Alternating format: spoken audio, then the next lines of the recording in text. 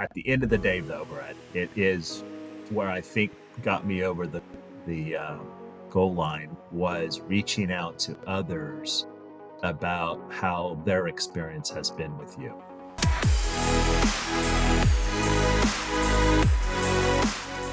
I'm curious on the due diligence. You mentioned the CPA part of it, and this is something we always. It's one of the biggest objections we get, which is, my CPA hasn't heard about it, right? And then Nathan, you're 30 years in Wall Street, your expertise in real estate and development, and on all of the things, right? So talk about a little bit of going back, like before you became aware of the deferred sales trust, and now you're aware of it, right? And then you're meeting with us, like that process for someone who's brand new, perhaps to the DST, he's looking at it for the first time, looking at our company. Walk them through just the level of scrutiny that you did, right? And walk through it. And then ultimately making that decision. You can touch on the controls with the third party unrelated trustee. You could touch on the fees, and making it make sense for the returns, because I know you're looking at it all dimensions here. So help someone who's listening for the first time, considering the DST, to kind of walk through where you are at and how you walk through it. Yeah, Brett, and we are in a particularly interesting um, position in that we have plenty of our own investment opportunities, right? And so for those that are entrepreneurs that are looking to take that capital and to be able to defer the gains and being able to capitalize on that for the compounding investment. That is the DST. I couldn't find anything that was better for this, right? So, ultimately, a 1031 for the real estate developer or investor is a very good tool if you have time to find something within a particular period of time, and it meets a lot of various restrictive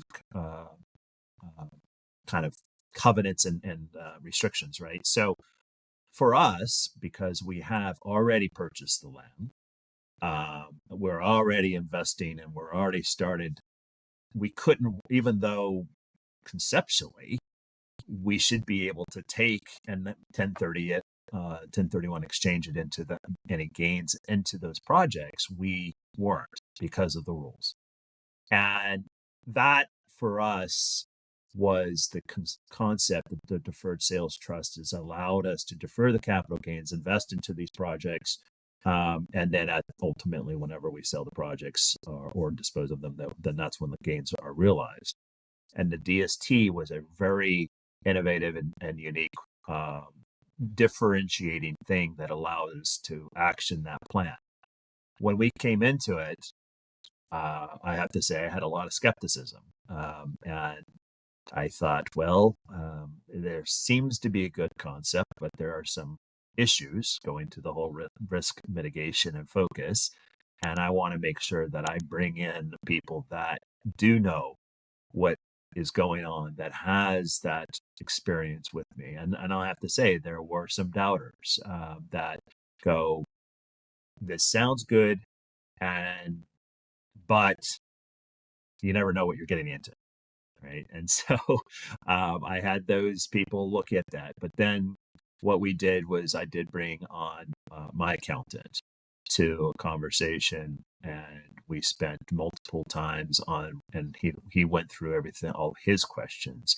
I also discussed it with our own attorney that we have about what the ramifications are and so on, feasements and stuff like that. So at the end of the day, though, Brett, it is where I think got me over the goal line was reaching out to others about how their experience has been with you. And their testimony, which I want to also share, was what gave me the confidence that this is going to be something that is going to be able to be partnership. It's a multi-year thing. This is not just going to be a one and done sort of thing, and the fees aren't cheap, I'm going to say, but ultimately it was the returns that we're getting from being able to invest far outpace that cost. And so that was what at the end of the day made us very attracted to it. And the testimonies and the recommendations from others really cemented doing it in my mind. Awesome. Thank you so much for that, Nathan. And it's been an absolute pleasure and honor to be able to work with you and to help you with this and to be a part of the journey for what you're doing with your mission, right? To be a small part of that, but in a big way, in the tax way, right? Because